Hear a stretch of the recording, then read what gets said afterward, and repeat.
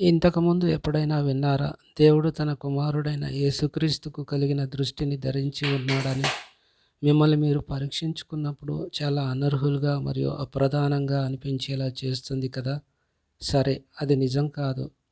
మీరు ఆయనతో ఒకటిగా ఉన్నారు, విడదీయరాని వారు. మరియు దేవుడు నిన్ను చూచినప్పుడు మీరు ఆయన దృష్టికి ఒక ఘోరమైన పాపిగా కనిపించడం లేదు. బదులుగా ఇది ఒక అందమైన విషయం. మీరు ఆయన దృష్టికి బహుప్రియమైన వారు. నమ్మశక్యంగా లేదా? అయితే ఆయన మాటల్లోనే చూడండి.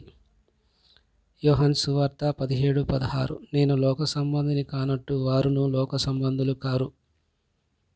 యోహాను సువార్త 17:20-23. మరియు నీవు నన్ను పంపితివని లోకము నమ్మునట్లు తండ్రి, నా యందు నీవును నీ యందు నేనును ఉన్నలాగున వారును మన యందు ఏకమై ఉండవలెనని వారి కొరకు మాత్రము నేను ప్రార్థన చేయుటలేదు.